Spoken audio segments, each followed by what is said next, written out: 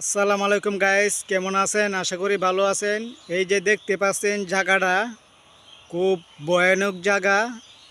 এখানে ভূত পেত অনেক কিছু আছে এখানে।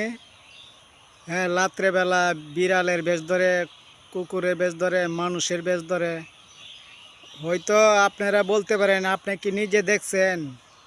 মানে আমি দেখি নাই, কিন্তু কথাটা কিন্তু এটা সত্য কথা। কিন্তু এইটা হইলো বাস্তব ঘটনা। এখানে যে এমন ঘটনা হয় এটা সত্যি সত্যি বাস্তব ঘটনা। আপনারা হয়তো বলতে পারেন আমি এটা গল্প করতেছি, মিথ্যা কথা না, সত্যি কথা হই। এই যে এখানে পুরাটা জায়গা দেখতে পাচ্ছেন, এই পুরাটা জায়গা কিন্তু গুরুস্থান, শুধু গুরুস্থান। এই জায়গাতে মানে গুরুস্থান ছাড়া কোনো জায়গা নাই। এই পুরা জায়গা এটা গুরুস্থান। তারপরও মানুষে এখানে বসে আড্ডা মারে।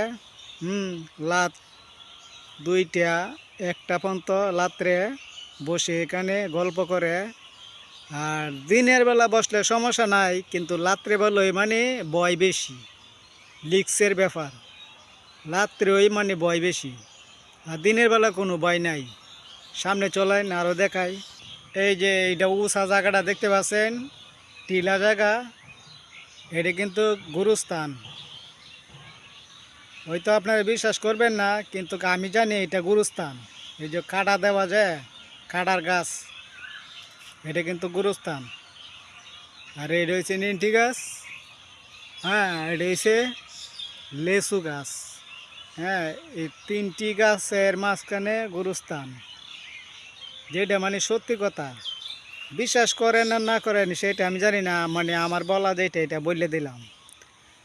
আর এই যে মানুষে বসে আড্ডা মারে, এই যে এই জায়গাতে বসে আড্ডা মারে। জায়গাটা কিন্তু দেখতে খুব সুন্দর, ঠান্ডা জায়গা। এখানে বাতাস লাগে, ছায়া আছে গাছতলা। এখানে দিনের বেলা বসে মানুষে আড্ডা মারে। রোদ্রে যারা কাজকাম করে বন্ধে, তারা মানে এখানে বসে বসে মানে রেস্ট নেয়। এই দেখেন বিশাল বড় বন, কত সুন্দর। এখানে বসলে মানে ঘুম চোখে চলে আসবে। এই পর্যন্ত লইল, সামনের সপ্তাহ আবার দেখা করবো আপনার সাথে। ভালো থাকবেন, খুদা হাফেজ।